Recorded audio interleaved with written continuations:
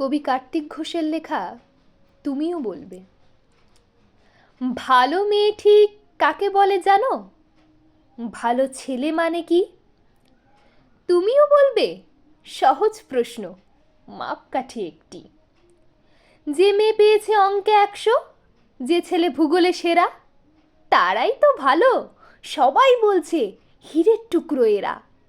কাগজে ওদের ছবি ছাপা হয়, টিভিতে দেখায় মুখ। ওদের জন্য আমারও তো ভাই আনন্দে ভরে বুক। তবু কেন জানো তোমাকে বলছি, দেখে শুনে পাই ভয়।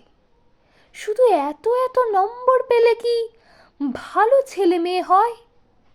আচ্ছা ধরো না, যে মেয়ে পেয়েছে অঙ্কে অনেক কম, তার গান শুনে মুগ্ধ সবাই, হাততালি হরদম।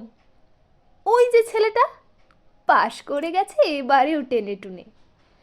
বলতে কি ভাই আমরা অবাক ওর আবৃত্তি শুনে। নাটকেও তার নেশা আছে, পরের বিপদে ছুটে। পাড়ার তিন্নি বাংলায় নাকি 30 পেয়েছে মোটে। কিন্তু মেয়েটা খেলাধুলোতে 10খানা গায়ে নামি। সত্যিই বলো তো, তুমিও বলবে ওরা নয় কেউ দামি? চাই যে অনেক ইঞ্জিনিয়ার, চাই আরও ডাক্তার, পাশাপাশি চাই শিল্পী, খেলুড়ে, স্নেহময়ী সিস্টার। কম নম্বর পাওয়া ছেলেটাই কারিগর বলি আজ, দেশটা গড়তে তার হাতে দেখো কত দরকারি কাজ।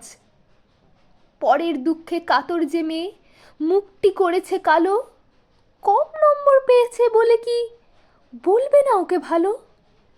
অভাবের টানে কলেজ পড়েনি, ছোট দরমার বাড়ি। তবুও ছেলেটা বাবা মাকে দেখে, ভাড়াতে চালায় গাড়ি। তাই বলছি কি, শুধু নম্বরে হয় নাকি মাপকাঠি? ভালো ছেলে মেয়ে বলতে কি ভাই মানুষ চাইছে খাঁটি।